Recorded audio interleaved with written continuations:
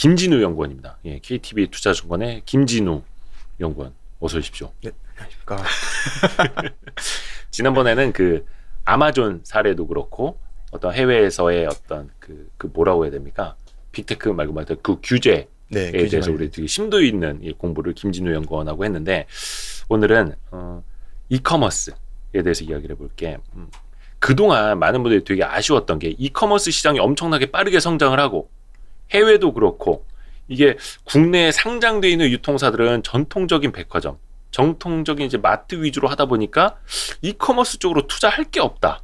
이게 너무 아쉽다. 이런 이야기 많이 나왔었잖아요. 맞습니다. 쿠팡도 미국으로 가버렸고. 근데 이제는 쓱닷컴이랑 마켓컬리가 국내 증시에 이제 IPO를 올해 할 거란 말이죠. 맞습니다. 그래서 여기에 좀 초점을 두고, 그러면 그들 기업은 어떻게 봐야 하는지 하고, 그들의 경쟁 심화로 인해서 기존의 다른 유통 채널들은 이제 어떻게 될지 좀 이야기를 해보죠. 네, 그래서 제가 사실 자료 이번 자료 쓰게 된 계기는 이게 이제 12월 17일에 나온 자료긴 한데. 네, 맞습니다. 그래서 사실 2021년이 어땠는지를 리뷰를 한번 해보고 22년도 올해는 이커머스가 어떻게 될까, 이 안에 경쟁 강도는 어떻게 될 것이며 상장은 누가 준비를 하고 있고 얼마의 준비를 하고 있고 멀티플은 어느 정도 되고 이거 좋게 봐야 되냐, 이런 생각이 좀 들어가지고 써본 자료입니다. 일단 막 출혈 경쟁 이야기부터 나오는데 자료에서. 맞습니다. 그래서 피겨 3번 봐주시면 될 것 같습니다. 네. 딱 보면 차별화가 되어 가는 과정을 좀 보실 수 있다고 생각하거든요. 네이버, 카카오. 왼쪽은 돈을 벌고 있는 곳. 돈을 벌고 있는데 심지어 돈을 더 많이 벌어가고 이익이 증가하고 있는 기업들이고, 이익이 우상향하고 있고. 네. 근데 이 네이버랑 카카오도 전사를 가지고 온 게 아니고 네이버 쇼핑, 카카오 커머스만 떼서 이게 다 추정시 기반이긴 하지만 어쨌든 쇼핑과 커머스 부문만, 쇼핑과 커머스 부문만 가까운 거고. 그래서 저는 애플 또 애플로 비교가 가능하다라고 생각하거든요. 이커머스만 떼왔다. 근데 인터넷 기업들 말고 이 쿠팡하고 롯데온, 쓱닷컴, 11번가 컬리 쭉 봐주시면 다 좀 안 좋아지고 있는 걸 보실 수가 있습니다. 영업 적자를 기록하는 게 문제가 아니고 적자 폭이 오히려 더 확대가 돼가고 있다. 쿠팡은 사실 말할 것도 없고, 그렇죠? 네. 쿠팡 말할 것도 없고, 롯데올, 쓱닷컴, 11번가 컬리. 맞습니다. 근데 쿠팡도 상장을 21년도 3월 달쯤에 했는데 보시면 20년도까지는 이 그래프가 줄어듭니다. 그래서 사람들이, 그리고 영업현금 흐름이 플러스로 전환이 됐었거든요. 상장 직전에 플러스로 전환을 시켰죠? 그렇게 볼 수도 있을 것 같습니다. 이게 상장을 해야 되니까 기업 가치를 높게 받으려면 기업이 지속 가능하구다라는 걸 보여줬어야 되는데, 영업현금 흐름이 그래서 중요하다고 저는 생각을 하거든요. 내가 영업한 돈이 플러스가 아니야. 영업을 했는데 돈을 아예 못 벌면 이건 말이 안 되는. 그러니까 금융이나 투자나 이거 다 빼고 영업을 해서 걷어들이는 현금이 얼마냐, 이게 이제 영업현금 흐름인데, 캐펙스 인정이다. 캐펙스로 돈 나간 다 빼자. 영업현금 흐름이 플러스가 전환이 되느냐가 중요한 포인트였는데 20년도에는 플러스 전환했습니다. 그리고 21년도 3월 달에 상장을 굉장히 높은 밸류 받으면서 했었고 80조 정도에 나왔었는데 지금은 주가가 공모가 대비해서 한 30%가량 빠져 있습니다. 한때 쿠팡 주가가 한 $50 넘었었고 시총도 막 그 100조 원 넘었었는데 지금은 주당 한 $25 지금? 맞습니다. 지금 1월 둘째 주인데 $25 거의 고점 대비 한 반토막. 맞습니다. $35 정도에 나왔는데 $25 지금 하고 있으니까 많이 빠졌죠. 그렇죠.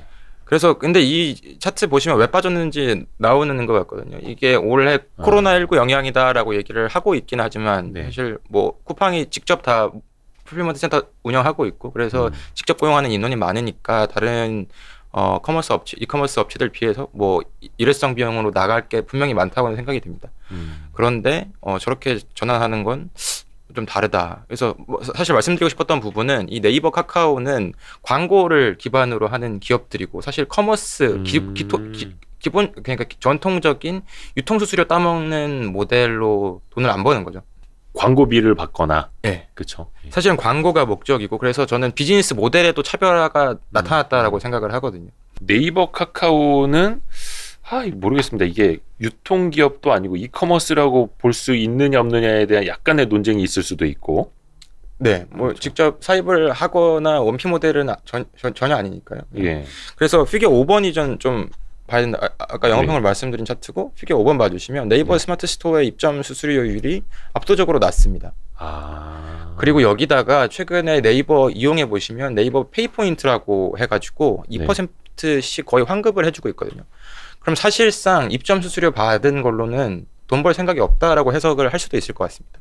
근데 기존의 유통업체들은 내가 유통 수수료를 받아야 하는 그렇죠. 유통하는 회사니까. 네, 뭐 당연한 거지만 그래서 좀 차별화가 나타나는 것 같습니다. 그래서 근데 이커머스 업체들은 보시다시피 이걸로 돈 벌 생각이 없고 얘네들이 하고 싶은 거는 결국에는 플랫폼에 락인을 시킨 다음에 소비자들을 뭐 많이들 가두리양식 하는 것처럼 소비자를 락인 시키고 소비자가 저는 그 파이널 컨슈머도 될 수 있지만 셀러들도 그들한테는 고객이거든요. 그렇죠. 그래서 셀러들을 많이 모아놓으면 셀러들끼리 이제 경쟁을 해야 됩니다. 높은 그렇죠. 상단의 위치를 해야 되니까 그럼 광고비를 많이 쓸 수밖에 없고 앞에 위에 노출되려면 계속 광고를 태워야 되고 광고를 더 많이 지출해야만 또 상단으로 가고. 네. 근데 이 셀러가 근데 저렇게 입점 수수료가 낮고 플랫폼에 소비자가 워낙 많다 보니까 이걸로 계속 쏠릴 수밖에 없죠. 셀러 입장에서도. 그럼 셀러가 싸니까 싼 데로 들어가자. 판매 수수료 낮게 받는 대로 계속 모이자 이렇게 되는 거죠. 그리고 셀러 입장에서 또 생각해 보면 소비자가 제일 많은 곳에다 광고를 실어줘야 되는데 그렇죠. 팔릴 만한데 실어야 되는데 네이버만큼 트래픽이 많은 데가 없다. 그렇죠.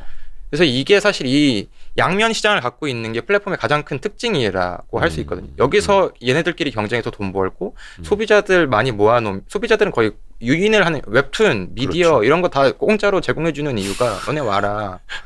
사람들 모으는 거죠. 네. 그래서 셀러들은 이제 여기서 광고를 태울 수밖에 없고 그래서 앞에 보였던 차트 보다시피 얘네들은 그래서 영업이익이 이렇게 수수료를 낮게 받음에도 불구하고 쇼핑 부분에 이익이 계속 우상향을 하고 있습니다. 또 금융 서비스로도 계속 이어갈 수도 있는 거고. 그리고 어떻게 보면은 이제 비즈니스 구조 자체가 다른 거잖아요. 맞습니다. 근데 이거를 전통적인 이커머스, 그러니까 전통적인 이커머스라는 표현도 사실은 좀 그렇죠.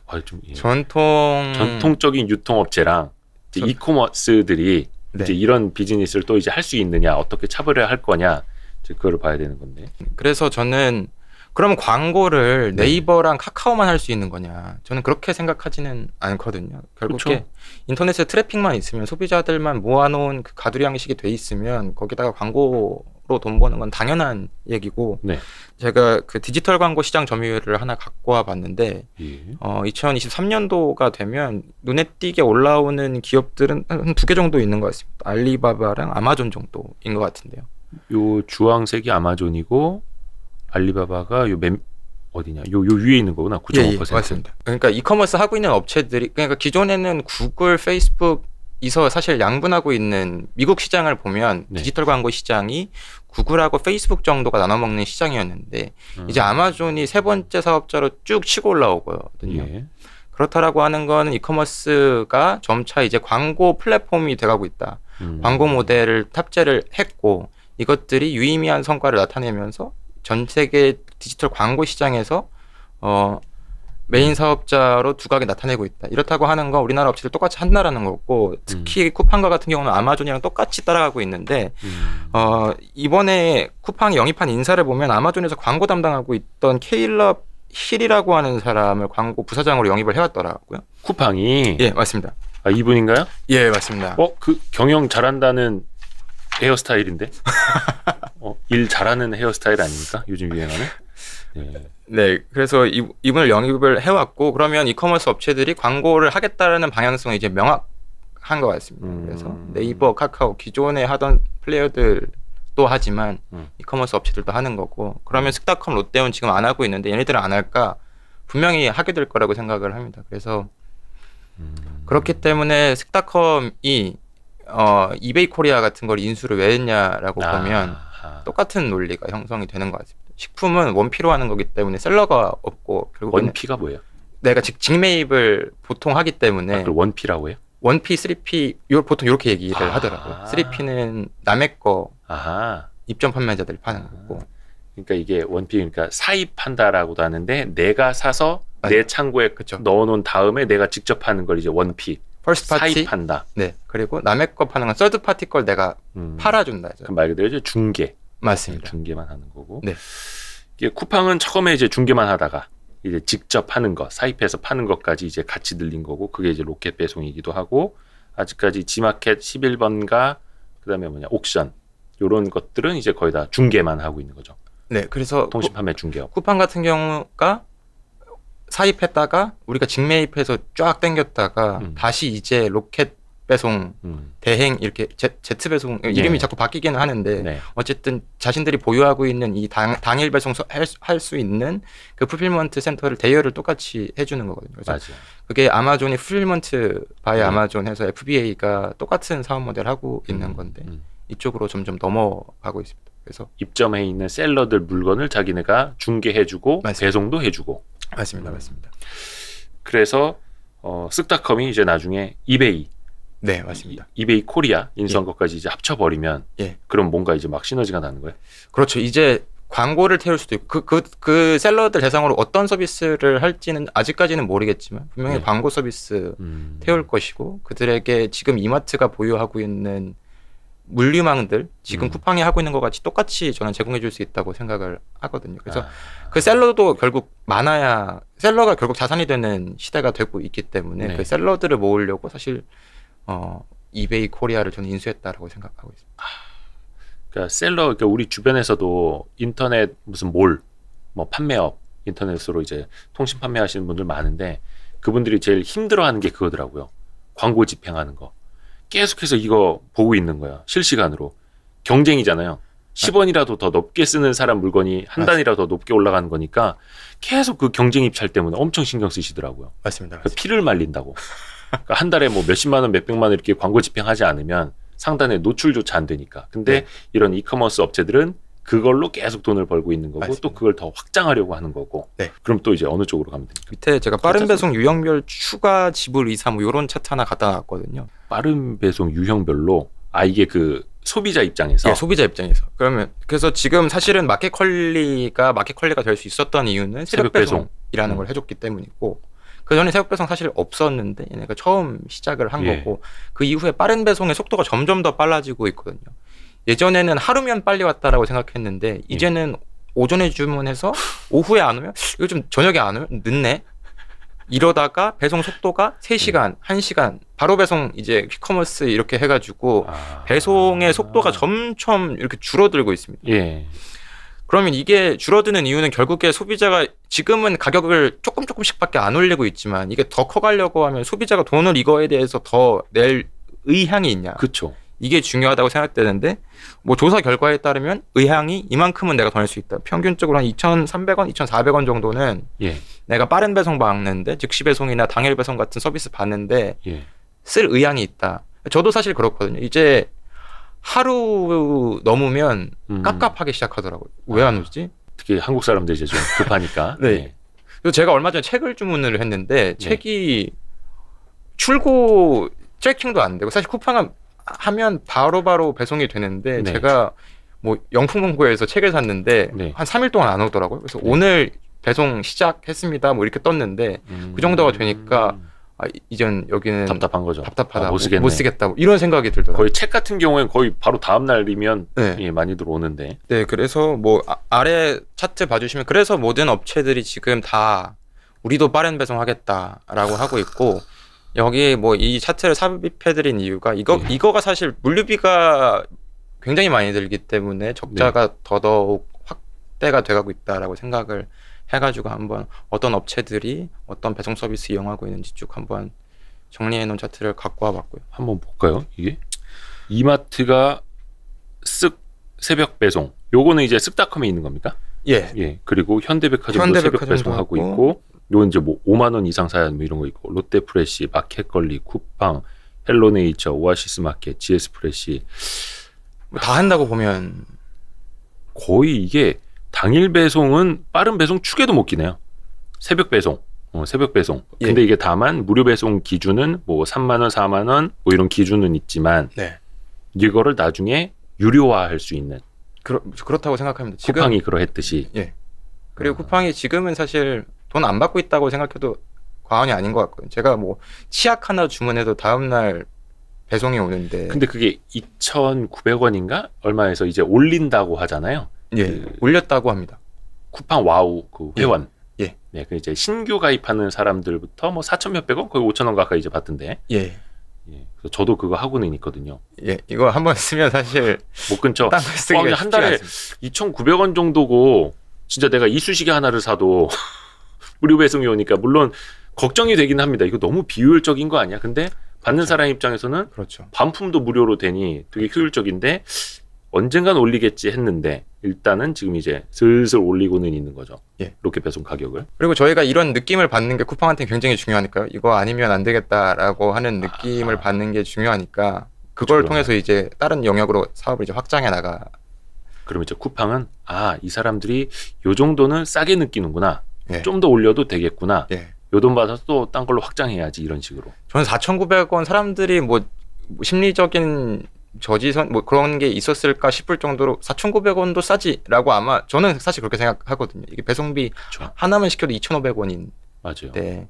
여기는 뭐 제가 한 번 이상씩은 시키니까요. 그렇죠. 무료 배송, 무료 반품도 되니까. 예. 물론 이제 그게 심리적인 어떤 저항선이라는 게 분명 나중에 나타나긴 나타날 건데 그것도 회사 측에서는 되게 고민을 하겠죠. 예. 다른 경쟁사에게도 뭔가 되게 시사점이 될 테고. 그리고 제가 앞에 뭐 설명 안 드린 부분이 하나가 있는데 예, 말씀해 주세요. 그 영업현금 흐름 얘기 조금 하려고 영업현금 흐름. 예, 맨 마지막 단락 좀 봐주시면 될 것 같습니다.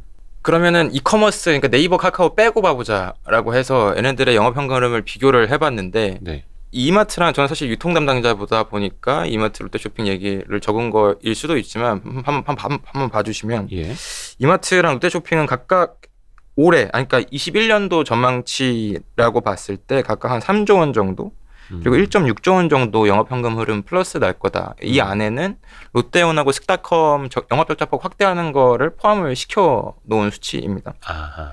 그래서 얘네들은 현금이 빠르게 증가한다. 뭐 이런 얘기를 오히려 YOY로 증가를 한다라고 써놓은 거고요. 네. 쿠팡 같은 경우는 누적 영업현금 흐름이 순유출로 2,300억 정도 마이너스 전환했다. 사실 그걸 좀 포인트 삼고 싶었고 작년과 같은 경우는 아까 말씀드렸듯이 순유입 6천억 정도 했는데 마이너스 전환을 한 거다.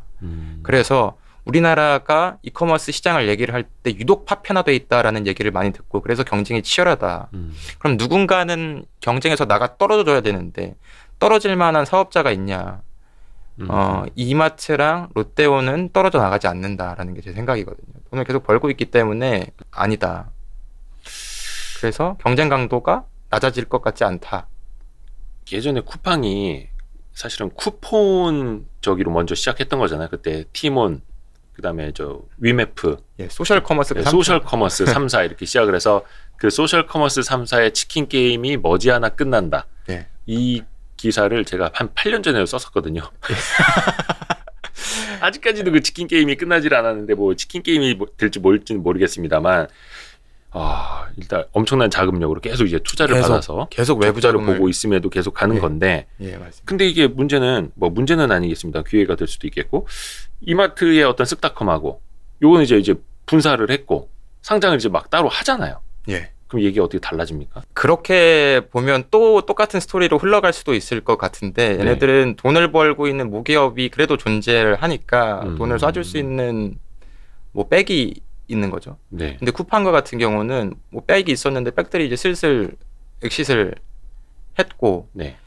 상장하기 전까지는 사실 외부 자금 지분 태워가면서 데리고 올 수가 있는데 상장하고 나서 돈 땡길 때는 뭐 이제 회사채밖에 없다라고 생각을 해서 그러면은 보통 그런 금융기업들은 성장성을 보고 돈을 빌려줄까? 보통 영업현금으로 보고 빌려주지 않을까? 그래서 지금 상장해서 받은 돈이 다 태워지고 나면 그때까지도 돈을 직접적으로 벌지 못하면 이 돈 어디서 갖고 올까? 사실 이런 생각은 들기는 하거든요. 제 개인적인 생각이지만 저는 뭐 이커머스 업체들, 스타트업들이 상장하기 전까지는 돈을 계속 지분 줘가면서 그렇죠.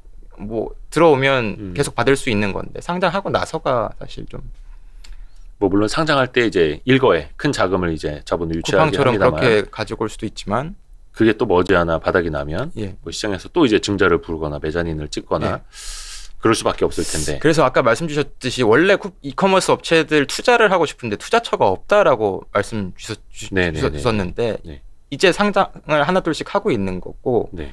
다 하고 나면 이제 진짜 말씀 주셨듯이 돈 없는 적자 기업들은 경쟁해서 이제 그래서 사실 상장이 저는 시그널일 수도 있다고 생각하거든요. 이게 치킨 게임이 끝나가는구나. 조금 더 있으면 진짜 누가 승자인지 볼 수 있겠구나. 사실 이런 생각은 조금 들었습니다. 그럼 그 환경이나 뭐 이런 건 어때요? 뭐 전망을 좀 해보자면은. 예, 그래서 뒤에 전망을 붙여놨는데 그래서 이게 또 치킨 게임의 또 다른 시작일 수도 있어요. 맞습니다. 근데 그래서 제가 내년에도 누구 하나 만만치 않다. 그러니까 여기서 말하는 내년은 올해인 거고요. 저는 가장 눈여겨봐야 되는 플레이어가 딜리버리 히어로라고 생각합니다. 8페이지. 그 우아한 형제들. 맞습니다. 배달의 딜리버리 민족. 히어로. 아, 예, 배달의 민족. 예, 맞습니다. 딜리버리 히어로 우아한 형제들 배달의 민족. 그래서 배달의 민족 앱이 코로나19 때문에 폭발적인 성장을 한 게 사실이고 지금 사실 앱 들어가 보시면 이제는 배달 앱이라고 볼 수가 없습니다. 다양한 카테고리들이 있는데 거기 클릭하고 들어가 보면 그냥 이커머스 앱이랑 똑같거든요. 그래서 그 피규어 15번 같은 거 봐주시면 우한 형제들에서 MD를 직접적으로 채용을 하고 있습니다. 물건 직접 떼오겠다. 예. 좋은 상품. MD면 상품 기획자. 맞습니다. 예. 이런 움직임들을 보여주고 있고 16번 피규어 봐주시면 뭐 제가 상표 출원해놨다고 했는데 이미 출시를 했더라고요. 스토어까지 나와가지고 그럼 결국에는 트래픽 많은 앱은 성공할 가능성이 보통 높다라고 판단을 해서 저희가 기업 가치 평가할 때 MAU 기업 가치 뭐 이런 과거에 이런 거 썼었는데 초기 기업 단계들은 그런 밸류에이션을 적용을 하는 것 같은데 1,600만 명입니다. 월간 이용자 수가. 다른 이커머스 앱들하고 비교해 보시면 컬리가 250만, 뭐 스타컴이 189만, 배달의 민족은 근데 1,600만. 압도적으로 많네요. 예, 그러면 배달의 민족은 주요 플레이어다라고 이제는 보는 게 맞을 것 같고 과거까지는 그냥 배달 서비스만 했었는데 이게 사실 플랫폼의 힘이거든요. 계속 이 유저를 바탕으로 말씀드렸다시피 계속 사업 영역을 확장을 하고 있으니까 배달의 민족 또한 이제 이커머스 업체로 봐야 된다. 피규어 14번 봐주시면요. 5회사가 제시한 수치입니다. 우리가 2분기 실적 발표를 하면서 딜리버리 히어로가 우리가 이제 퀵커머스 시장으로 본격적으로 확대하겠다. 현재 수준 대비 37배 거래액 늘리겠다라고 하고 있는 거고. 그러면 이 전체가 이게 거래 규모입니까? 이 박스가? 예. 이 정도로 키우겠다. 맞습니다.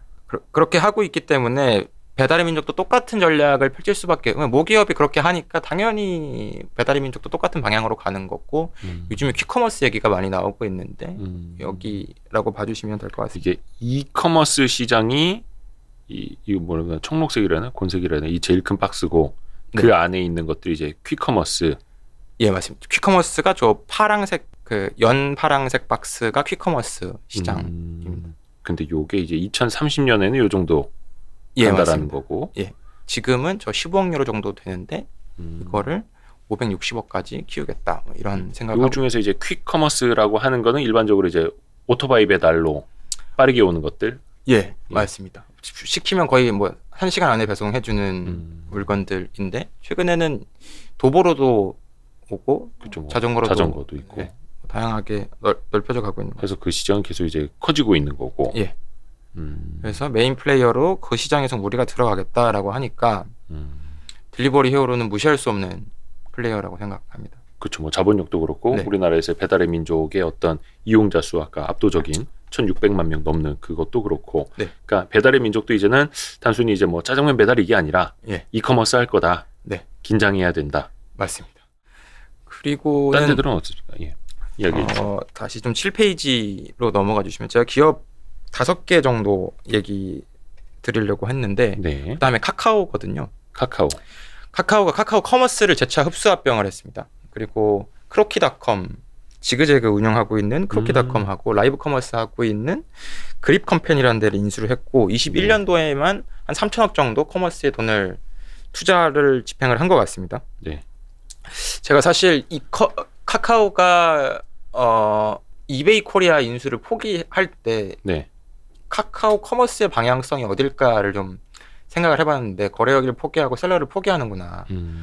그러면 어디로 갈까라고 했는데 그때 관계형 커머스 우리는 우리가 할 수 있는 거에 집중하겠다라고 얘기를 했었고 그 방향 그대로 가는 것 같은데 이 관계형 커머스가 사실 마음으로 와닿지 않아가지고 설명을 좀 드려보면 관계형 커머스. 네. 그러니까 아는 사람한테 선물 주고 뭐 이러는 게 저는 관계형 커머스 뭐 얘랑 나랑 몇 명 동참하면 무슨 톡딜이라고 해가지고 우리 이거 물건 살 수 있어요. 아하. 뭐 이런 것도 하고 어쨌든 누군가 다른 유저와의 관계를 이용을 해서 물건 파는 걸 전 관계형 커머스라고 이해를 하고 있는데 네. 우리가 요즘에 카카오톡으로 선물을 워낙 많이 하고 특히 네. 저도 친구들한테 선물할 때 선물하기 바로 들어가서 골라서 그냥 바로 보내버리거든요. 근데 그때 선물 고를 때는 중요한 건 가격 비교를 하지 않습니다. 네, 그냥 있어 보이는 거, 느낌 있는 거 이런 것들 찾아가지고 센스 있어 보이는 거 찾아서 선물할 때 가격대를 설정을 하기는 하지만 이게 네이버처럼 최저가를 우리가 거기서 이 향수 얼마지? 뭐 혹은 뭐 이 인형 얼마지? 가격 검색을 전혀 하지 않습니다. 맞아요. 네. 어떻게 보면 그냥 그 하나의 몰에서 품목만 여러 개가 있고 그 중에만 선택을 하는 거니까 네. 이거 친구한테 카카오톡 선물하기 하신 분들은 아마 다들 공감하실 것 같아요. 네. 그러니까 29,000원짜리냐 39,000원짜리냐 이게 중요하지. 네. 네. 여기서 이 상품이 어디가 더 싸고 이런 걸 비교를 애초에 못하고 네. 할 생각도 하지 않게끔 하는 게 전 카카오 커머스의 힘이라고 생각이 들거든요. 굉장히 강력한 경제적 해자라고 생각을 하고 있고 얘네들은 네. 이것만 해도 카카오톡은 전 국민이 다 쓰는 앱이니까 좋다라고 생각합니다. 그래서 입점 수수료도 뭐 이건 기사상으로 나타나 있는 거긴 하지만 실제적인 수수료가 선물하기는 뭐 20% 이상이다. 뭐 이런 얘기가 나오고 있으니까 카카오 커머스도 아까 전에 그래서 돈을 계속 벌고 있는 거고 잘 벌고 있다 이렇게 생각합니다. 또 다른 한 가지는 결국 소비자와 판매자 간의 관계 형성에 집중을 둔다라고 생각을 했을 때 D2C 업체 하나 정도 투자 혹은 인수하지 않을까? 이번에 네이버가 카페24를 지분 투자를 오래 진행을 했었는데 이러한 모습들을 카카오도 보여주지 않을까라고 생각합니다. 판매자와 소비자 간을 연결해 줄 수 있는 기업이라면 그 후보군이 될 수 있다. 맞습니다.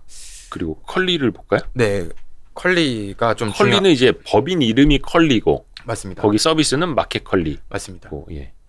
전지현 그 영화배우 전지현 씨를 출시 초기에 잘 써서 굉장히 성공했고 전지현 씨가 광고해서 안 된 게 거의 없죠. 네, 거의 다 성공이 되는. 네. 뭐 드라마 영화보다는 이제 광고 쪽으로. 네, 아무튼 마켓컬리 그래서 이제 흥하기 시작을 했고. 맞습니다. 뭐 매출액 증가율은 폭발적입니다. 19년, 20년 171%, 124% 성장하니까 예. 굉장히 빠르게 성장하고 있는 건 맞는 것 같고 그렇기 때문에 프리 시장에서 계속 기업 가치를 높이고 있었고 최근에 프리 IPO 진행을 하면서 네. 기업 가치를 4조 원 정도로 평가를 받고 한 2,700억 가량 돈을 땡겨온 것 같습니다. 그러니까 2021년 죄송합니다. 21년 11월 12월 경이었던 것 같은데요. 네. 얼마 안 됐죠. 네. 근데 그때 외부에서 투자를 받은 게 4조 원 기업 가치를 바탕으로 받은 것. 맞습니다. 기업 가치 4조 원 하면 쉽게 안 와닿으실 수 있는데 이마트가 한 4조 원 정도 생각해 주시면 그러니까 지금 이마트 시가총액이 4조 원인데 맞습니다. 아직 상장을 하지 않은 마켓컬리가 4조 원의 가치로 적자를 보고 있는 평가를 받았습니다. 예. 우리는 그 가격에 들어가겠다라고 하는 투자자가 있었던 거고 예. 그 가치를 평가를 받고 사실 지분율을 뭐 얼마를 받았는지 모르겠지만 마켓컬리는 이르면 올해 상반기 안에 뭐 이렇게 IPO 할 거라는 얘기도 좀 나오던데. 기사상으로는 상반기에 IPO 할 거다라고 얘기 나오고 있습니다. 혹시 얼마에 올라온답니까? 올라가는 건 최소 4조는 무조건 깔고 가는 거고 보통 상장을 할 때 되면 더 높아지고 아마 7조 원 정도에 나온다고 하지 않을까. 7조 원이요? 예, 맞습니다. 그럼 뭐 반년 전에 마지막으로 이제 비상장 때 투자한 기관이 4조 원 밸류로 투자를 했는데 예. 네. 맞습니다. 한 반년 지나서 7조 원으로 올라오면 제가 기업가치 써놨는데 7월 달까지만 하더라도 2조 원 정도였는데 2020년 21년도 7월 21년 7월 예, 5달 만에 기업가치가 2배 2.2조에서 4조로 예. 근데 이게 시간 밑에 찍혀 있는 걸 보시면 21년도 7월이고 21년도 12월입니다. 5개월 만에 거의 2배. 뭐 물론 이건 이제 장외 기업이고 예, 맞습니다. 어떤 뭐 벤처 캐피탈이나 이제 기관들이 이제 투자하는 영역이니까 뭐 우리가 이 가치로 투자하겠다는데요, 뭘 이럴 수는 있지만 사실 이게 IPO로 이어질 때는 상장 전에 있죠 어떤 공모가를 형성을 할 때 만들 때 어차피 주관사랑 자기는 회사끼리 결정을 하는 거잖아요. 나중에 이제 시장이 판단을 해주는 거지만 우리가 마지막으로 4조 원 밸류로 받았는데 이거보다는 더 받아야죠 하면서 이제 논리를 갖다가 만들 수 있는 거잖아요. 그렇게 펼치게 되겠죠. 그리고 사실 저 기업 가치들은 다 그냥 기사상으로 보도된 거고 뭐 회사에서 컨펌해주는 부분은 없으니까 그 점은 좀 참고해 주시면. 맞습니다. 이런 것들이 이제 벤처캐피탈 쪽 취재하는 기자들이 이렇게 듣고 이렇게 기사를 쓰는 거긴 한데 일단은 4조 원 밸류로 2021년 말에 프리 IPO를 했다. 맞습니다. 9,500억, 2.2조 원, 4조 원 이렇게 올라가고 있습니다. 이마트가 지금 시총이 4조 원인데 뭐 아무튼 이거는 이제 시장이 판단을 할 겁니다. 그렇죠? 맞습니다. 예, 그래서 그 컬리 얘기를 다음 조금 더 드리면 컬리 얘기 마저 이어가죠. 예. 그래서 컬리는 감사 보고서로밖에 숫자가 확인되는 게 없습니다. 제가 확인할 수 있는 건 감사 보고서 정도이고 그렇죠. 21년도 감사 보고서가 아직 안 나왔기 때문에 20년 수치 인점은 좀 양해를 부탁드립니다. 영업 활동 흐름 봐주시면 순현금 여기도 순현금 유출 순유출이 나고 있거든요. 695억 그리고 587억 정도 19년과 20년 기록을 했습니다. 영업 적자는 확대가 돼가고 있는 상황이고 매출액은 폭발적으로 반면에 증가를 하고 있습니다. 그러니까 이제 외형은 계속해서 이제 커지고 있으니 뭐 나중에 뭐 PSR 기준이나 뭐 여러 가지로 이렇게 올라올 수는 있겠습니다만 당장 적자 보는 거는 중요하지 않아. 우리는 외형을 키워갈 거야. 저는 뭐 그게 나쁘다고는 생각하지 않거든요. 미래 성장 기업은 그렇게 평가할 수밖에 없고. 그렇죠. 플랫폼 기업들은 또 이제 외형으로 봐야 된다 뭐 이러니까. 근데 여기서 말씀드리고 싶었던 부분은 돈을 쓰는 걸 봐주시면 취득액입니다. 유형자산하고 무형자산의 취득액을 합쳤을 때 20년도에 470억 정도 기록을 했고요. 19년도에는 150억 정도. 그러니까 캐펙스가 19년에 150억이었는데 20년에는 470억까지 증가를 했다. 그러면 영업으로 돈을 계속 못 벌고 있고 순유출이 일어나고 있는 기업이 캐펙스는 오히려 3배 이상 증가를 시켰다라는 부분이고 그렇다 보니까 당연히 돈이 없으니까 외부에서 계속 자금 수혈을 할 수밖에 없는 상황인 것 같습니다. 그러니까 자산 취득이 크다라는 건 이 회사의 어떤 뭐 물류라든지 맞습니다. 서비스를 확대하기 위해서 필수적으로 계속 어딘가에 물류 창구면 물류 창구, 인력이면 인력 계속 돈이 들어가야 되는 맞습니다. 구조라는 거죠. 근데 보통 이커머스 기업들의 캐펙스는 그냥 물류 창구 정도인 것 같고요. 네. 근데 또 컬리는 그래도 쿠팡과는 다른 게 쿠팡은 대규모 자동화된 픽앤팩 시스템을 이용하기는 하지만 그 전까지는 자동화된 시스템이 쭉 들어가는 반면에 컬리 같은 경우는 사람 손 약간 뭐 원시적이라고 볼 수도 있겠습니다만 아무래도 신선식품이 많다 보니까 맞습니다. 그거는 뭐 이렇게 규격화된 상품들이 없고 박스째로 날릴 수도 있는 것도 없고 하나씩 손으로 사람들이 하는 게 빠르고 그렇다 보니까 캐펙스는 오히려 뭐 그렇게 높지는 않습니다. 쿠팡 대비해서. 대규모 물류 시설이라는 자동화 시설보다는 그래도 이제 컬리도 이제 전국망을 확대한다라고 얘기하고 있으니까 계속 물류 창고 투자는 집행이 돼야 될 것이고. 그렇죠. 전국 서비스 하려면 당연히 또 아마 상장하면 그 자금 가지고 물류 창고 투자 확대하지 않을까 이렇게 생각하고 있습니다. 모르겠습니다. 이거 뭐 아까도 이야기한 것처럼 그 기업 가치는 나중에 시장이 판단을 하겠습니다만 모르겠네요. 특히 또 요즘에 뭐 금리 인상이 어쩌고 그래서 성장주가 뭐 어떻고 뭐 이런 이야기들 많이 하는데 그런 이제 2022년 맞습니다. 상황에서 IPO를 할 때 시장의 반응이 어떨지 이거 되게 궁금해져요. 저도. 그래서 그 IPO 멀티플 관련해서는 뒷장에다가 조금 더 적어놨거든요. 거기 기업들 조금 더 설명드리고 이따 같이 한번 묶어서 이야기를 하죠. 그리고 11번가도 저는 뭐 무시할 수 없는 플레이어라고 생각하고 있습니다. 아마존 글로벌 스토어가 8월 달에 오픈을 했거든요. 11번가는 아마존하고 같이 이제 아마존이랑 붙었습니다. 그리고 타 업체들이랑은 달리 우리는 배송 서비스는 그렇게 세게 하는 것 같지는 않습니다. 원래 그 당일 배송 서비스가 있었는데 그거를 종료 2개월 만에 이거 아닌 것 같다. 바로 좀 폐지시킨 거 같고요. 저는 잘한 선택이라고 생각하거든요. 그래서 이제는 우리가 좀 한국에 없는 것들 차별화된 우리가 소싱을 아마존 걸 해오니까 한국에 없는 것들 차별화된 상품으로 승부 보겠다라는 생각인 것 같고요. 점점 더 라인업이 두터워지고 있는 것 같습니다. 처음 들어가 봤을 때는 살 게 조금 없는데 이런 생각이 들었는데 12월에 들어가 봤을 때는 아마존 글로벌 스토어에서 이제 좀 살만한 게 있구나. 그래서 얘네들은 상품 차별화로 가져가는 것 같다. 그리고 SKT가 붙어 있으니까 여기에 네. 무슨 미디어 통신 관련 혜택들 붙여가지고 유료 멤버십 서비스. 그게 이제 우주 패스. 예, 맞습니다. 아마존 상품 무료 배송, 뭐 적립 주고 뭐 이런 거. 그리고 11번가도 상장을 해야 되기 때문에요. 네네네. 얘네들도 외형 상장을 결국에 해야 되고 그러면 적극적인 투자로 이어질 수밖에 없다. 그래서 계속 지금 드리는 말씀이 올해도 만만해 보이지 않는다라는 거고요. 만만한 사업자도 없고 서로들의 이제 경쟁이 경쟁 강도가 낮아질 기미는 아직까지는 보이지 않는다라는 생각입니다. 그리고 마지막으로 이마트 얘기를 조금 해보려고 하는데요. 마지막 단락이고 이마트가 그래서 사실은 우리나라가 상위 3개 업체만 봤을 때는 다른 나라들에 비해서 점유율이 낮습니다. 그렇다고 하는 건 파편화가 더 많이 돼 있다라는 얘기고 이커머스 시장 점유율로 봤을 때. 네네네.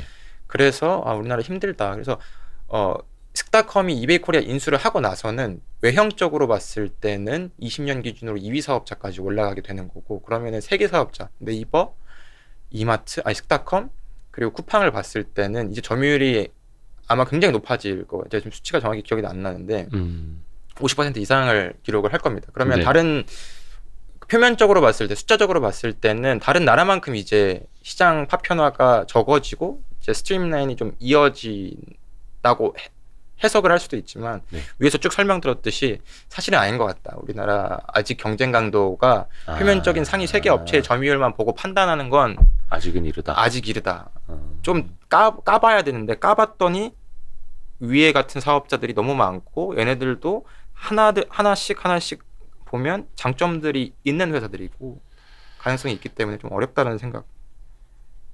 그래서 그러니까 본인들은 뭔가 뭐 비용을 줄이고 추가 투자를 좀 줄이고 흑자 전환을 좀 하고 싶어도 다른 경쟁자들이 뭐 추가 투자 많이 하고 또 막 무료 막 할인 이런 거 많이 하게 되면 또 어쩔 수 없이 같이 출혈 경쟁 또 해야 되고. 맞습니다. 하여튼 쉽지 않은 환경이긴 한데 또 기업 입장에서는 그게 이제 성장하는 모델이라고 이야기를 하니까요. 그래서 여기 조금만 더 말씀드리면 그래서 이마트가 계속 이렇게 투자하는데 돈이 있냐 얘네 나가 떨어지는 거 아니냐 뭐 이런 관심이 있는 것 같아서 좀 살펴보니까 우선 이마트가 보유하고 있는 현금성 자산만 3분기 기준으로 2.8조 원 정도가 되고 삼성생명 지분 들고 있는 게 그 기업 가치가 8천억 정도가 되고요. 유형 자산이 9.8조의 북에 적혀 있습니다. 장부가로 9.8조가 적혀 있는데 이번에 이마트에서 전략이 바뀌었다는 걸 확실히 보여주는 시그널이 하나가 나왔는데 성수점을 매각을 하고 다시 리스백을 해왔거든요. 그러니까 자기네가 깔고 앉아 있던 매장을 팔고 다시 재임차해서 쓰는. 맞습니다. 그러면 사실 그 장부가액은 옛날에 적혀져 있던 거라 이게 얼마냐 950억 정도의 장부가로 그 성수점이 잡혀 있었는데 캐시 돈이 한 1.2조 원 정도 들어오는 것 같습니다. 시가 반영이 전혀 안 돼 있다라는 얘기인 거고 950억이 1.2조가 되어 돌아왔다. 그럼 유형 자산이 지금 9.8조로 적혀 있는데 이거 하나둘씩 뭐 다 팔진 못하겠지만 하나둘 개만 팔아도 캐시 충당하는 건 충분해 보인다라는 생각. 기존의 유형 자산 그러니까 뭐 부동산을 많이 갖고 있었으니 그거 하나씩만 처분해도 뭐 쓱닷컴이라든지 온라인 쪽을 이제 지원할 화력이 된다. 맞습니다. 그리고 저는 그 성수점이라는 게 또 의미가 있는 것 같거든요. 본점인데 본사를 팔았다는 건 롯데도 세일즈 앤 리스펙 많이 하는데 본사는 안 팔고 있는 것 같거든요. 여기는 본사부터 팔고 시작을 하는 거니까 방향성은 확실히 보여주는 것 같습니다. 자산 유동화하고 깔고 있지 않겠다 더 이상. 그런 것 같습니다. 그러면 여기까지가 국내 얘기였고 해외를 좀 살펴보자 였습니다. 사실은 21년도, 20년도 코로나 때문에 이커머스 기업들 전반적으로 매출 성장률이 높았습니다. 이거는 이 차트는 제가 기업들의 리테일 실적만 다 빼온 거거든요. 아마존 전체 실적으로 보면 AWS니 뭐 유료 멤버십이 포함되어 있는데 그거 다 빼고 유통 매출만 갖고 온 건데 봐주시면 1분기 때 이 남색 선입니다. 1분기 때 YOY 매출 성장이 한 50% 정도가 됐고요. 2분기 때 이게 20%로 빠지더니 3분기 때 8%까지 빠졌습니다. 우리나라가 미국의 경제 상황을 한 개 분기 혹은 두 개 분기 따라간다라고 생각을 하면 경제 재개가 미국이 먼저 됐다고 저는 생각을 하고 이 흐름을 우리나라가 따라가는 현재 상황이 지속된다고 하면 앞으로 우리나라 이커머스 기업들의 한 개 분기, 두 개 분기 이후의 모습이 저렇게 되지 않을까라는 게 제 생각. 말 그대로 이거는 이제 매출액 증가율이니까 맞습니다. 성장세 자체가 꺾일 수 있다. 요런 맞습니다. 의미네요. 성장은 당연히 하겠지만 성장은 하지만 맞습니다. 뭐 100원이라도 더 벌겠지만 맞습니다. 그 어떤 뭐 달려가는 속도 퍼센테이지는 좀 기울기가 낮아질 수 있다. 예.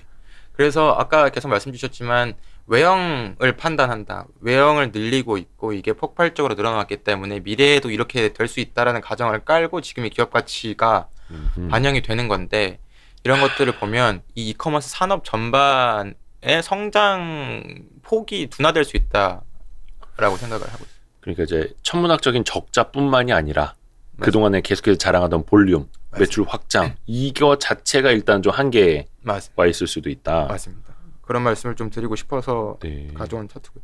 아래 차트를 봐주셔도 우리나라의 침투율입니다. 침투율이라고 하는 건 소매 판매액을 못으로 두고 이커머스 온라인 쇼핑 거래액을 분자로 놨을 때 나오는 그러니까 사람들이 전체적으로 돈을 쓸 때 얼마나 온라인에서 쓰느냐. 맞습니다. 단순히 얘기해서 우리가 뭐 살 때 온라인에서 사냐 오프라인에서 사냐 그 비중이 어떻게 되냐를 보여주는 차트인데 사실 자동차랑 차량 연료는 온라인에서 판매가 어렵습니다. 자동차 그쵸. 이제 조금 되고 있기는 하지만 자동차는 거의 뭐 캐스퍼 정도만 예외적으로 지금 허용이 되는 거고 맞습니다.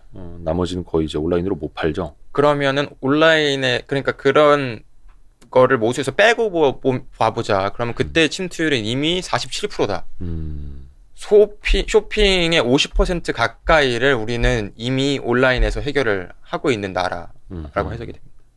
그건 뭐 전체적인 이커머스 침투율로 봤을 때 37% 정도이고요. 예. 전체적으로는 37%인데 사실상 자동차나 연료를 빼면 47%. 예. 근데 요게 한 언제입니까? 2021년 들어서는 조금 이게 정체되고 있는 겁니까? 성장세가? 맞습니다. 오프라인 뭐 최근 코로나 잠깐 풀렸을 때 1분기, 2분기 때 뭐 백화점 잘 나오면서 뭐 보복 소비는 오프라인에서 많이 이루어졌기 뭐 그런 영향도 있겠습니다만 어쨌든 침투율 올라오는 속도도 조금 둔화가 된 것 같고 먼저 뭐 2020년에 좀 가파르게 오르기는 했습니다만 2021년에는 약간 조금 온라인 쪽 활용을 하는 거는 이제 전체 점유율로 봤을 때는 이제 좀 약간 갇혀 있는 구조.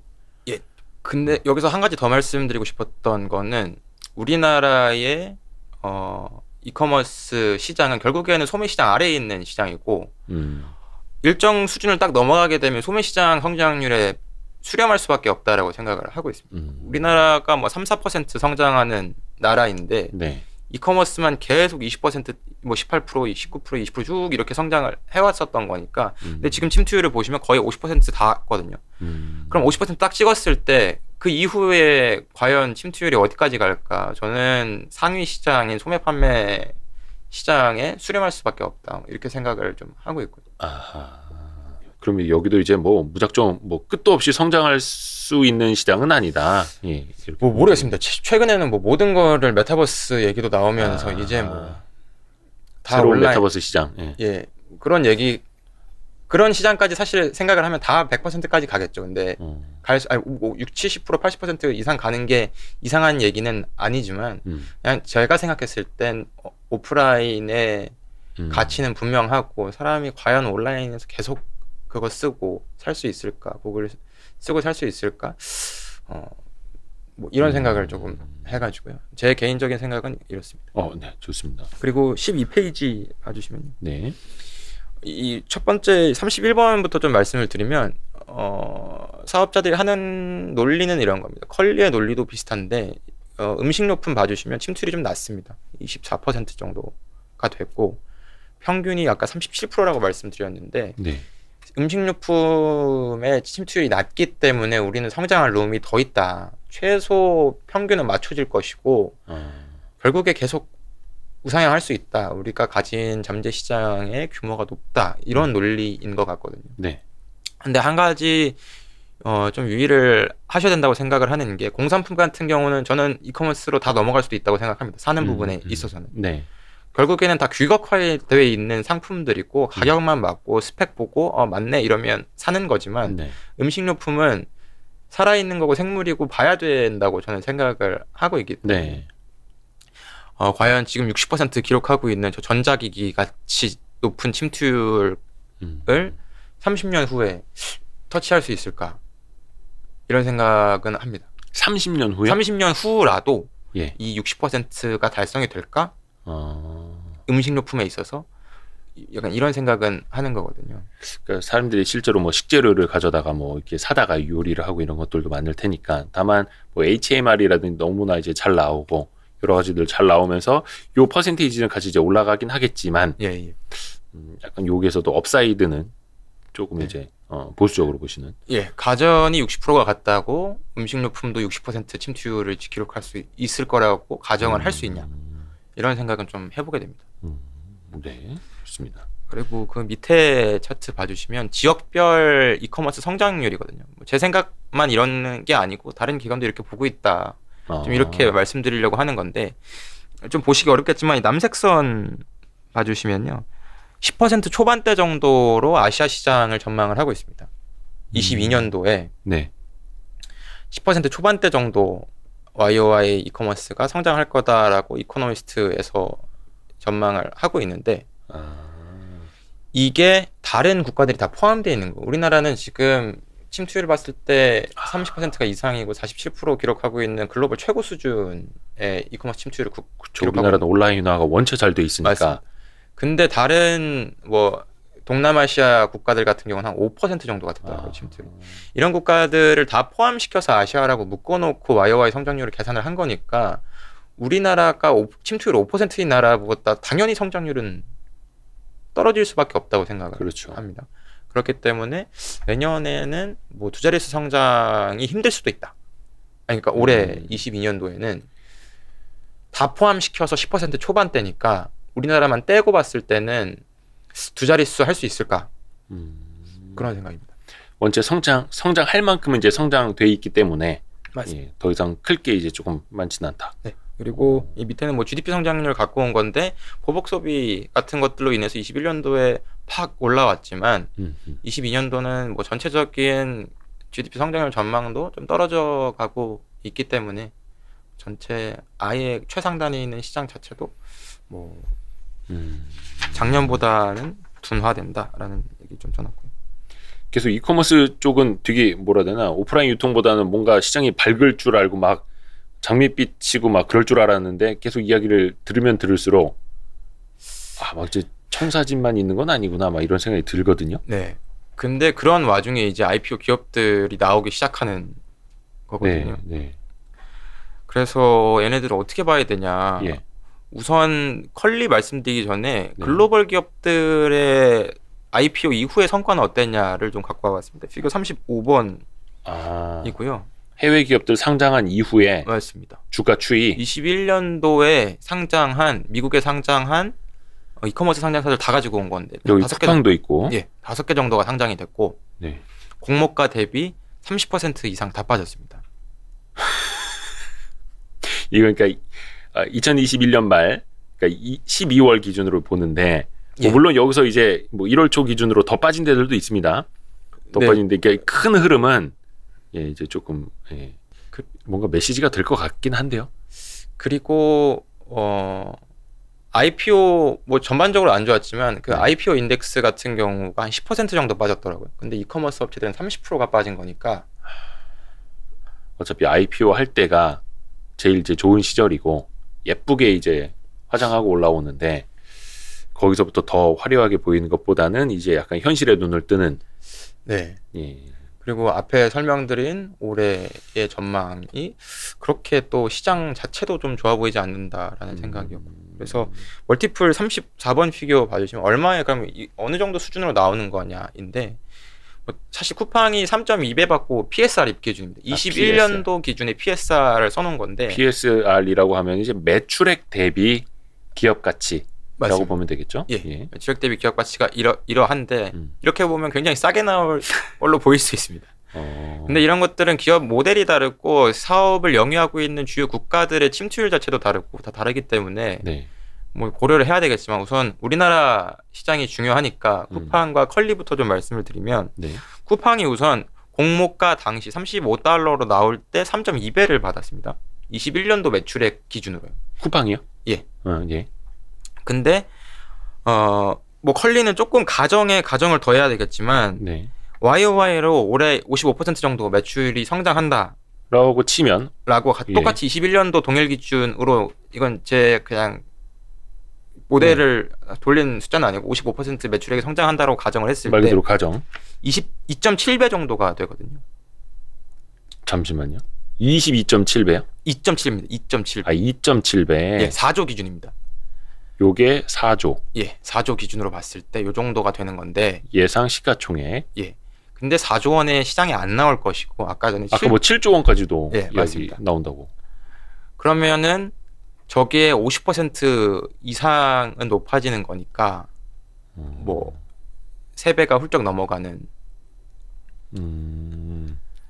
거의 뭐 물론 이거는 이제 나중에 뭐 매출이 어떻게 되는지에 따라서 달라지긴 하지만 달라지겠지만 거의 한 4배 가까이 또 될 수 있는 PSR이 맞습니다. 근데 지금 쿠팡이 저건 공모가 기준이었고 주가가 계속 흘렀기 때문에 제가 자료 작성할 당시만 해도 2.5배였는데 지금 주가가 거기서 더 빠졌거든요.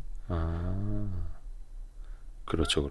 네, 그러면은 뭐 PSR이 더 낮아진다라는 거고 2.5배가 지금 쿠팡인데 거기서 더 낮아졌으니까 뭐 2.2, 3배가 된다라고 쳤을 때 저 4조 원만 대입해봐도 쿠팡보다 비싸게 상장이 될 수 있는 지금의 쿠팡보다 비싸게 기업 가치를 평가를 받았다라는 겁니다. 그러니까 이제 상대적으로 비교해 볼 수 있는 그것도 NYSE 뉴욕증권거래소에 상장되어 있는 쿠팡이 좀 주가가 흘러내리고 있고 그래서 예전에 3.2배로 PSR 기준 상장을 했는데 그게 이제는 2.5배 막 이런 식으로 이제 흘러내려오고 있으면 그 마켓컬리도 이제 시장에서 보는 거죠. 너네는 또 한국에다 상장을 하고 그럼 어떻게 뉴욕에 있는 쿠팡만큼 평가를 받아도 비싸 보이는데 또 막 이런 평가가 나올 수 있는. 코리아 디스카운트는 분명히 있는 거기 때문에 다른 시장과 비교하면 존재를 하고 있기 때문에 뭐 그런 거는 뭐 디테일하게 들어가지 않다 하더라도 애플 투 애플로 비교해도 멀티플이 조금 높게 나오는 거고요. 뭐 물론 뭐 마켓컬리는 좀 더 다르다라고 할 수도 있고 시장이 그래도 코리안 디스카운트가 아니라 이거는 훨씬 더 높게 평가해 줄 수 있어 뭐 이렇게 판단을 할 수도 있는 거니까 맞습니다. 이거는 이제 열어놓고요. 성장성이 워낙 폭발적이었기 때문에 그리고 그게 아직 줄어들 기미를 안 보이고 있기 때문에 분명히 프리에서도 투자자들이 봤을 거거든요. 어떠한 수치들을 봤을 그쵸? 거고 이건 매력적이다라는 포인트가 있었기 때문에 계속 기업 가치가 우상향하고 있다라는 건데 제가 근데 한 가지 더 말씀드리고 싶은 부분은 컬리와 쿠팡의 비즈니스 구조는 분명히 다른 것 같습니다. 다르죠. 파는 물건 자체도 이제 성격이 확 다르니까. 네, 파는 물건도 물건이고 아예 전략 방향이 좀 다르다고 생각하는데 쿠팡은 트래픽을 엄청 많이 모아서 네이버 카카오가 하는 것과 똑같은 확장을 하겠다. 사업 확장을 하는 게 목표인 것 같습니다. 막 쿠팡 플레이도 하고 뭐 많이 하잖아요. 맞습니다. 사실 들어가는 입구가 다른 것뿐이지 네이버는 트래픽을 모으는 입구가 포탈이라는 거였고 카카오는 카카오 메신저 앱인 거고 쿠팡은 이 쇼핑 앱이었던 거죠. 들어가는 입구가 다를 뿐이지만 결국에 그 입구가 하는 역할은 소비자들을 모으는 것이고 소비자가 모이고 나면 그 소비자들을 가지고 다른 사업도 이것도 하고 금융도 하고 미디어도 하고 다 하는 것들이 지금의 플랫폼 업체들이 보여주는 공통적인 모습인데 유일하게 쿠팡이 네이버 카카오만큼의 트래픽을 보유한 업체로 이제 올라섰고 그렇기 때문에 쿠팡은 그쪽 방향을 가는 거고요. 반면에 컬리는 그렇기 때문에 이런 확장성을 기반으로 80조 원, 90조까지 갔던 그 배경이 저는 그 확장성이고 멀티플 줄 수 있다 였던 것 같습니다. 반면에 컬리는 가는 방향성이 조금 다른 것 같습니다. 다 원피로 하고 있고 원피로 한다는 건 내가 직접 다 사다 파는 전통적인 유통 모델을 선택을 하는 거고 조금 더 비싼 물품, 예쁜 물품을 팔고 있기 때문에 유통 마진이 높아지고 사실 그거 외에 다른 확장을 하는 모습은 아직까지는 보여주고 있지를 않습니다. 그러네요. 그러니까 따지고 보면 이제 쿠팡이 그 왜 SNL 코리아라고 이제 뭐 그런 뭐 시사 풍자 프로그램 이런 거 하는 것도 사실 사람들 많이 보라고 들어와서 보라고 맞습니다. 쿠팡 앱 와서 들어와서 노르라고 하는 거잖아요. 트래픽 유발하기 위해서. 맞습니다. 근데 이제 아직은 마켓컬리에서는 그런 비즈니스는 보이지를 않고 아직도 계획은 알려진 게 없고 뭐 물론 이 회사는 음식료품의 그 이커머스 침투율이 이제 올라갈 게 많아 보인다. 아직도 대한민국 시장에서는 음식료를 배달이라든지 아니면 이게 식재료를 사다 먹는 거는 아직은 별로 없다 해서 우리가 더 커갈 거다 이렇게 이야기를 하는 건데 이건 아까도 이야기해 주신 것처럼 업사이드를 어떻게 보느냐의 차이잖아요. 예. 예. 일단 뭐 마켓컬리는 뭐 이렇게 해서 사람들에게 잘 한번 판단해 보시라. 네. 예, 좋은 설명이 된 것 같습니다. 예. 예. 뭐 그냥 IPO 하면은 다 막 좋을 거다 이렇게 또 보면 위험하니까. 예, 맞습니다. 요것만 하나 피겨 37번만 하나만 설명드릴게요. 네. 보시면 국가별로 시장 규모도 다르고 성장률도 다르고 그리고 중요한 것이 침투율이 다 다르다는 걸 다시 한번 좀 강조드리고 싶었고요. 그렇기 때문에 주요 사업 영역이 어딘지를 잘 살펴봐야 된다. 그러면 일단은 저 뭐 브라질, 아르헨티나를 좀 빼고 글자로 확대해서 볼게요. 우리나라는 이커머스 침투율이 33.6%, 예. 중국은 훨씬 더 높아요. 예. 뭐 일본, 뭐 미국, 뭐 인도 이런 데들 아직 멀었고. 맞습니다. 그래서 최근에 뭐 마켓올리브레나 네. C라는 이커머스 기업들이 작년하고 뭐 주가가 좋았는데 그 기업들은 동남아시아에 위치해 있고 뭐 브라질, 아르헨티나 같이 이커머스 침투율 4%, 2% 나오는 데가 주요 사업하는 국가인 거고 예. 쿠팡도 그렇고 컬리도 그렇고 우리나라에서만 사업을 하고 있고 여기에는 지금 뭐 33%라고 작년 기준으로 서 있지만 아까 전에 말씀드렸듯이 뭐 빼고 진짜로 보면 뭐 40%가 넘어간다 우리도. 예. 40%대 한 중후반까지 이미 사실상 이커머스는 침투해 있다. 예. 우리가 소비하는 거의 거의 절반은 온라인으로 이미 사고 있는 거여서 그냥 최근 몇 년간의 성장률만 볼 게 아니라 맞습니다. 이 성장률이 앞으로 어떻게 될 건지도 그걸 바탕으로 이제 계산을 해봐야 된다는 거잖아요. 맞습니다. 그리고 그 아래에 있는 거 피어 밸류에이션 테이블인데 예. 주가 이 퍼포먼스 YTD로만 봐주시면 될 것 같습니다. 봐주시면 다 네. 주가가 빠져 있거든요. 근데 중요한 건 우리나라 업체들이 이커머스 기업 가치 평가를 할 때 상대 평가를 많이 하고 상대 평가 많이 하죠. 네. 네. 얘네 얼마 받으니까 우리 이만큼 받자. 얘네의 기업 가치가 떨어지고 있는데 이거의 평균 내에서 기업 가치 산정해온 이커머스 업체들도 조심하자. 이런 이게 괄호를 친 게 마이너스라는 맞습니다. 뜻이잖아요. 예. 그러면은 알리바바, 징동닷컴, 핀더도우, 뭐 중국 리스크도 있었긴 하지만 결국에 예 그랬던 거죠. 우버도 마이너스가 됐구나. 예. 그래서 평균적으로 한 22% 정도는 좀 주가가 떨어졌던. 네. 거의 뭐 아마존하고 C 빼고는 네 그러네요. 하여튼 예 마켓컬리 너무 안 좋게만 이야기하는 것 같긴 한데. 저는 근데 마켓컬리 안 좋게 말씀드리려고 한 건 아니고. 그렇죠. 회사는 좋지만. 네, 회사는 너무 좋지만 어떤 밸류에이션 측면에서 그냥 같이 고민을 해보자 정도. 예, 고민을 해야 뉘앙스로 지금 쭉 말씀드린 거고. 근데 참 쓱닷컴도 상장 예정이잖아요. 맞습니다.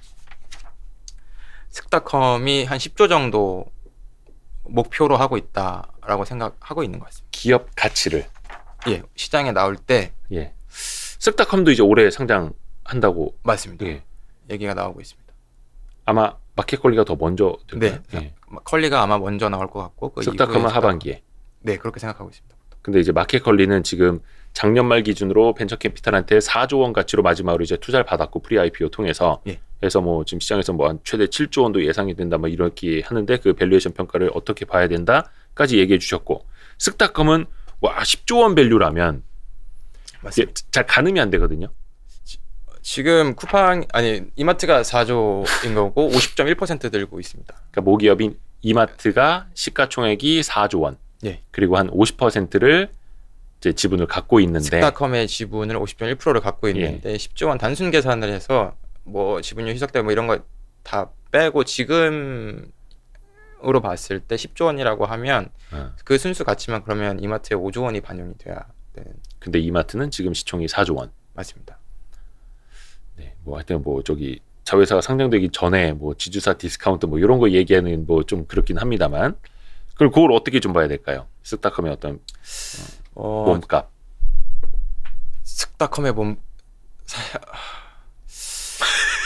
그 10조 원. 근데 이건 그냥 제 그 리포트 기반 그 16페이지 한번 봐주시면요. 16페이지요? 예. 이걸 봐주시면 저기 비고에 제가 12months 매출액에 PSR 2.5배 줬다. 그래서 적정 가치가 4.2조 정도로 보인다. 그래서 지분율 뭐 하고 나면 한 2조 정도. 그래서 제가 아까 10조라 목표하고 있다고 했는데 저는 이 이마트 평가를 할 때 4.2조 정도로 평가를 해서 그러니까 이마트의 밸류에이션을 평가할 때 SOTP 방식으로 그러니까 썸 오브 더 파트 그러니까 사업 부문별 하나하나 가치를 매겨서 합산을 해서 이마트를 평가할 때 맞습니다. 쓱닷컴을 4조 2천억 정도로 적정 가치로 평가를 하셨네요. 맞습니다. 12개월 선행 매출액 기준 PSR 2.5배. 맞습니다. 요 정도면은 아까 한 쿠팡이 현재 뉴욕 증시에서 받고 있는 PSR 정도. 맞습니다. 근데 지금 쓱닷컴 10조 원 이야기까지 나오는 건 쿠팡의 거의 2배 밸류에이션. 네, 그렇습니다. 근데 이게 사실 언론 기사를 보면은 그거 아세요? 그 언론 기사 그런 게 어떻게 만들어지는지? 비상장 기업의 기업 가치? 거기에 투자한 벤처 캐피탈 관계자들이 그 VC 출입 기자한테 얘기해 주는 거예요. 우리가 몇 조 원 가치로 투자했어. 여기 아마 내년에 몇 조 가치로 상장될 거야. 그러면 그 기자는 그걸 받아 쓰는 거예요. 10조 원 가치를 내다보고 있다. 시장에서 10조 원의 뭐 이야기가 오가고 있다. 그럼 이게 형성이 되는 거예요. 시장이 10조 원이래. 10조 원이래. 그럼 그 밸류에이션은 뭐지? 그럼 이제 주관사가 이거 뭐 증권 신고서 쓸 때 이제 막 갖다 붙이는 거죠. 기업으로 얼마, 할인 얼마 이렇게 해서. 모르겠습니다. 뭐 물론 쓱닷컴이 나중에 기업 가치가 10조 원, 20조 원, 뭐 30조 원 가면 좋은 거긴 한데. 그래서 제가 사실 이마트를 저는 뭐 이런 걸 하고 있으니까 주식 추천을 해야 되는데 이마트를 커버하고 있으니 제가 앞에서 계속 안 좋은 얘기만 들었지 않습니까? 그럼 뭐 사냐 뭐 이렇게 나오실 수 있어가지고 그러면 돈 다 못 버는데 누구 사야 되냐? 전 이마트가 좋아 보인다라고 말씀드리고 차라리 이마트. 네. 자회사 가치가 10조라는데. 그런 걸 그럼 빼고 보자. 그럼 10조 얘기하는데 내가 그럼 4조를 줬다. 이 정도면 뭐 적정하다고 개인적으로 생각을 하고 있고 이 위에 걸 리테일을 봐주시면 여기 제가 지금 5,900억 정도 적어놨는데 이 기업 사업 가치에는 아무 리테일 사업 쓱닷컴을 제외한 리테일 사업의 가치가 이게 얼마입니까? 얘가 노플래시 얘가 벌고 있는 돈이 내 오퍼레이팅 프로핏 애프터 텍스가 저 정도 된다라는 거고요. 5,900억. 그러면은 근데 이 위의 숫자에다가는 제가 기업 가치에다가 지금 이베이 코리아 들어오는 거를 반영을 안 해놨습니다. 에비타가 한 1,000억 정도 되는데 그 부분은 전혀 안 반영이 돼 있고 그 밑에 순차입금 봐주시면 여기다가 제가 6.3조 원 정도 써놨는데 이 부분에는 지금 사실 3.3조 원 정도거든요. 순차입금이 3분기 기준으로 3.3조 원은 이제 이베이 코리아 인수해오는 금액을 순차입금에 반영을 해놨습니다.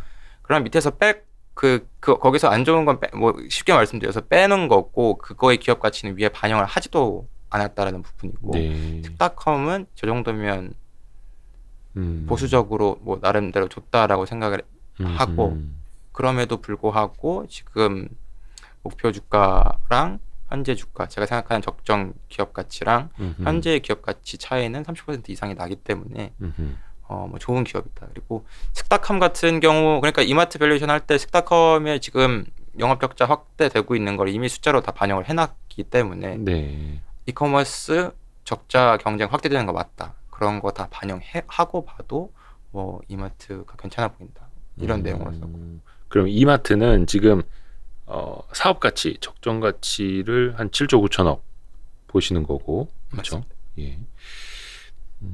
그래서 목표 주가는 지금 20만 원 쓰고 계시는 거네요? 맞습니다. 그래서 이마트가 상대적으로 저평가돼 있다. 라고 생각합니다. 오늘 저희가 1월 12일에 찍고 있는데 14만 8천 원 정도 주가, 14만 원대. 좀 이마트는 주가가 계속 거의 내리막 아니었던가요? 18년도에 좋았다가 그 이후부터는 조금 네. 장기간 그렇죠? 네. 예.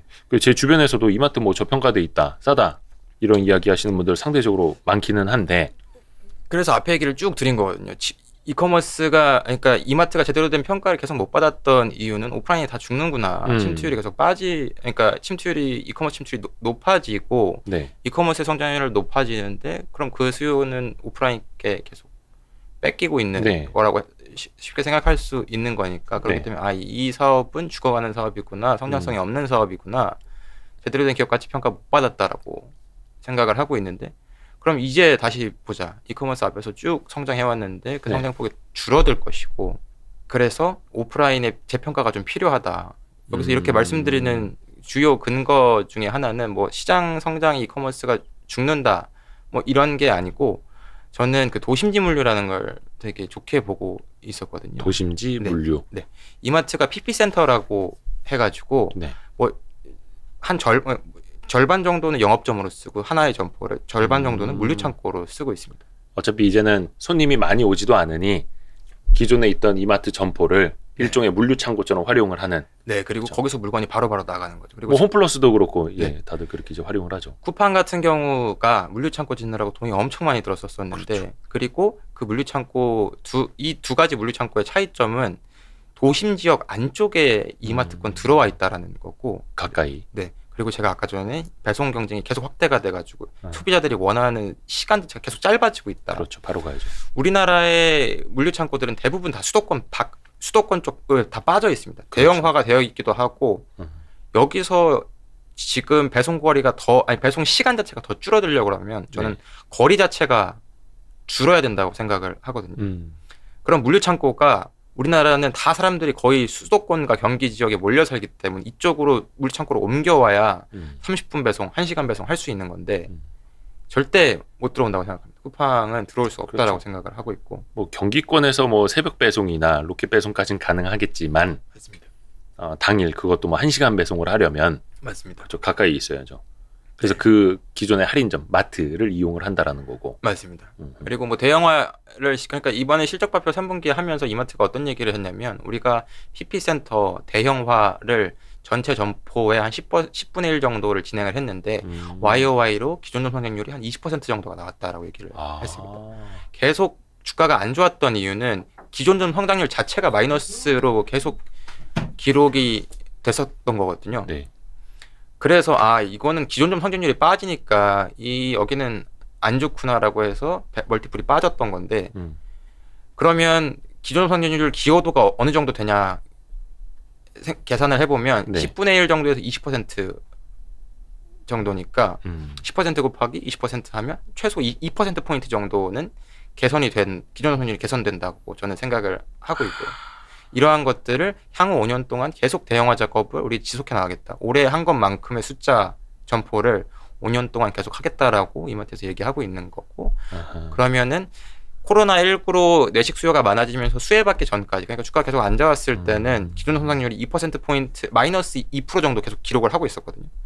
그럼 최소한 이제 마이너스는 안 나온다. 기존 성장률에서. 만약에 이런 가정을 할 수 있으면 지금까지 오프라인 유통이 마이너스를 기록하면서 이커머스에서 다 뺏기구나 라면서 멀티플이 까졌던 부분을 이제는 정당한 평가를 받아야 되는 거고 그래서 쓱닷컴 빼고 사업 가치만 봐도 매력적이다라고 저는 생각을 하고 있습니다. 그러니까 저는 쓱닷컴 상장하고 그 가치 얼마 받고 그러면 지분 가치 얼마 이런 논리 나올 줄 알았는데 전혀 그게 아니라 그냥 이마트의 기본적인 사업만 보더라도 맞습니다. 그러니까 어떻게 보면은 이제 그동안의 약점이었던 부분을 이제 좀 보완을 하면서 체질이 좋아질 수 있는 그렇게 봐야겠네요. 또 그 스타벅스 코리아 지분도 갖고 있잖아요. 맞습니다. 맞다. 최근에 스타벅스 저기 아메리카노 가격 올린다고. 예, 막 그런 것도 있고 조금 스타벅스 코리아는 잘 되니까. 맞습니다. 그 YOY로 제가 3분기 때 성장률을 보고 굉장히 깜짝 놀랐는데 그 영업이익 성장률이 90% 정도 YOY로 증가를 스타벅스가요? 했더라고요. 예. 2021년에요? 3분기에. 그러면 4분기 때는 그런 거 그러니까 작년 기저를 생각하면 4분기에도 유사한 수준의 성장률을 저는 스타벅스 코리아가 보여줄 수 있다고 생각을 하고 있고요. 이거 도대체 왜 이렇게 높지? 뭐 이런 생각을 해봤거든요. 이거 계속 생길 수가 있는, 스타벅스가 내 눈에 맨날 보이는데 새로운 게 계속 생기고 예. 뭐 이건 좀 여담이지만 그 제 여의도에 하나 더 생겼잖아요. 그 신금투 1층에 거기도요? 스벅이 생겼거든요. 근데 그 원래 다른 그냥 영세 커피숍이었는데. 네, 원래 다른 거였는데 그걸로 우선 바뀌었고 거기서 15m를 걸어 나가면 IFC 1층에 있죠. 스타벅스 또 있습니다. 와, 그럼 여의도에만 스타벅스 한 20개 있는 거 아니에요? 뭐 정확한 숫자는 파악을 못 하겠지만. 예. 근데 신기한 게 그 옆에 저는 여기가 한 개 더 생겨서 원래 거기가 빠글빠글했으니까 예. 여기가 생기면 뭐 나눠지겠지라고 생각했는데 예. 둘 다 빠글빠글해요. 빠글빠글 하더라고요. 그러니까 이거 여의도 이제 증권맨들, 직장인들 점심에 가보면 그 스타벅스는 12시 한 5분, 12시 10분 되면 자리 꽉 차죠. 네. 그 제가 알기로는 열 몇 개까지는 저도 이제 카운트를 해봤거든요. 그럼 거의 지금 20개 된다는 얘긴데 한번 뭐 찾아봐야겠다. 그래서 기존 점 성장률도 올라오는데 여기에 이제 출점도 계속 되어가고 있고 그리고 뭐 이건 뭐 확인된 뉴스는 아니면 뉴스블로그일 수도 있겠지만 들은 얘기로는 뭐 빌딩 같은데 스타벅스가 들어오면 빌딩주들이 뭐 임대료를 깎아준다든가 맞아요. 이런 얘기가 있는데 맞아요. 이렇게 계속 영업이익률이 계속 이렇게 잘 나오는 이유 중에 하나가 뭐 그런 걸 수도 있고 정확하게 아직은 공개를 하지 않기 때문에 모르겠지만 그 제가 스타벅스도 출입을 했었어요. 스타벅스 코리아도. 근데 예전에는 빌딩 가지신 분들이 1층에 은행이 들어와야 돈이 들어온다 이러면서 은행이 이제 정보 많이 내줬었는데 이제는 은행에 사람이 안 모이니까 1층에는 커피숍이 있어야 돼. 근데 스타벅스가 들어오면은 건물의 가치가 올라간다. 그러니까 싸게 해줄 테니까 일단 들어와. 3개월 무료해줄 일단 이렇게 오히려 유치 경쟁을 한다. 그래서 스타벅스 코리아에 맨날 이메일 많이 들어온대요. 건물주들이. 네. 제발 출점 좀 해달라고 1층에 우리 싸게 드릴 테니까. 그러니까 이익률도 좋아지는 거고 또 상대적으로 스타벅스는 가맹 사업이 아니고 다 직영점이니까 그래서 뭐 출점 제한 이런 것도 안 걸리고. 네. 이것도 이제 연결료 반영이 되기 시작하면서 뭐 좋다 이마트가 뭐 이런 말씀 계속 드리고 있습니다. 맞아요. 또 스타벅스도 그 미국 쪽 지분을 또 이제 추가로 인수를 하면서 맞습니다. 이마트가 갖고 있는 지분율이 이제 올라갔고 그런 것들이 이제 반영이 된다. 뭐 뒤에 더 볼 게 혹시 네 보통 여기까지 말씀을 그러면 너무 롯데 쇼핑이나 다른 건 관심도 안 두시는 거 아닙니까? 롯데 온도 있는데 언급들도 안 하고. 근데 제가 GS 리테일도 동일한 컨셉으로 과거에 제가 처음 이 유통업 커버하기 시작할 때 탑픽으로 사실 GS 리테일 말씀드리고 시작을 했었거든요. 뭐 여기 지금 자료에는 써 있는 부분이 없어서 그냥 말로 설명을 좀 드려보면 저는 이커머스가 올라오면서 유일하게 같이 점유율이 높아진 업태별로 보면 주요 유통사들의 업태별 매출 뭐 이런 거를 산자부에서 공개를 매월 하는데 그 수치를 살펴보면 이커머스가 쭉 올라올 때 유일하게 안 빠진 업태가 같이 성장한 업태가 편의점. 그렇죠. 네. 근데 지금 그러니까 편의점 자체가 나는 이걸 바로 먹어야 돼. 지금 5분이면 5분 집 내려가서 바로 5분 안에 사들고 들어올 수 있는 게 편의점이고 그렇죠. 그 접근성 때문에 이커머스가 뭐 해치지 못한 업태라고 생각을 했었거든요. 근데 아까 퀵커머스 봐주시면 이제 온라인으로 넘어오기 시작합니다. 이 장점 자체가 조금 희석되고 있는 거고요. 그래서 지금 이거 보시면 이게 출점이 한창 됐을 때 주가가 편의점 업계의 주가가 좋았습니다. 근데 그게 2015년 맞습니다. 그때 요즘인데 이때 2015년에 편의점들 엄청나게 추가 출점들 일어나면서 뭐 엄청난 호황이었죠. 맞습니다. 2015년에.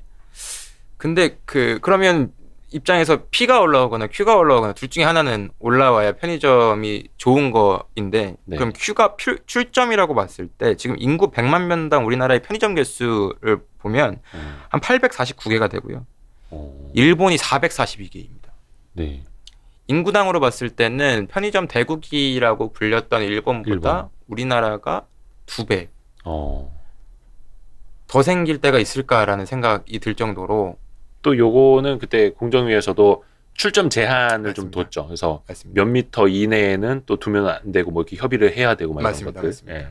뭐 그런 규제는 풀어질 것 같지는 않죠. 왜냐면 또 이거는 편의점주들은 이제 그 일반 자영업자들 소상인들이 많다 보니까. 그럼 과거와 같은 저런 폭발적인 출점이 이루어지지 않으면 Q는 그럼 제한적이라고 보자. 그럼 P는 여기서 사람들이 사 먹을 거다라는 기대가 있어가지고 일본처럼 다 사 먹을 거다. 그래서 P가 올라갈 거다라는 기대가 있었는데 이익 측면. 네. 근데 이제 사람들이 배달의 민족 같은 걸로 시켜 먹기 시작하면서 그렇죠. 사실 식품 비중도 그렇게 올라오고 있지를 못하고 있습니다. 편의점에서. 그런 P도 막혀 있고 Q도 막혀 있다라고 생각을 저는 하고요. 그래서 여기에 이커머스 업체들이 퀵커머스라는 걸 하면서 편의점 업체 자체로 좀 공격을 해오고 있다. 그럼 이거를 방어할 수 있는 업체가 뭐 어디냐? 지금 편의점 주식으로 살 수 있는 편의점이 두 개. 네. GS 리테일, BGF 있는데 맞아요. GS의 기존 성장률하고 BGF의 기존 성장률하고 최근 좀 격차가 벌어지고 있습니다. BGF가 한 4% 나온다고 하면 GS는 한 1% 정도 나오고 있거든요. GS가 더 떨어져요?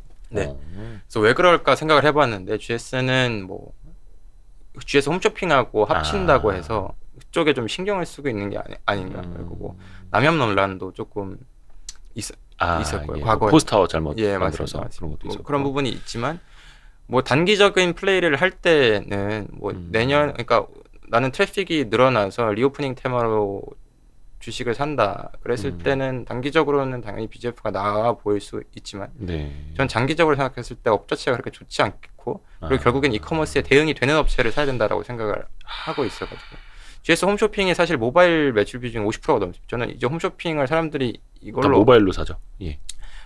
TV보다는 얘네도 이커머스 업체라고 저는 생각을 그래서 결국엔 트래픽이 있어야 되는 거고 우선 홈쇼핑 걸 확보를 해놨다. 그리고 슈퍼를 GS 리테일은 가지고 있는데 사실 편의점 자체로 물류 거점을 쓰기에는 장소가 너무 협소하고요. 예. 편의점에서 나가는 건 무리라고 보면 그럼 슈퍼가 가지고 있는 GS 리테일이 있고 편의점은 잠깐 들렸다가는 그런 정도의 거점 역할을 할 수 있겠다. 뭐 그래서 장기적인 그림으로 봤을 때 저는 편의점 피어보다 밸류에이션 멀티플을 디스카운트 받을 요인이 없다. 예전에는 편의점이 잘 나가고 그렇기 때문에 멀티플을 높게 받는 건 오케이지만 장기적인 관점에서 편의점이 좋냐 그런 게 아니기 때문에 다른 데 대응을 잘 하고 있고 그럴 수 있는 뭐 GS 리테일을 사자가 사실 제 첫 번째 의견이었는데 주가 흐름을 보면 뭐 틀린 거죠. 솔직하게. 그래서 어떤 이 모바일을 이용을 해서 그러니까 편의점업의 어떤 좀 쇠락이라든지 이런 걸 좀 방어를 할 줄 알았는데 그게 잘 안 됐던 거잖아요.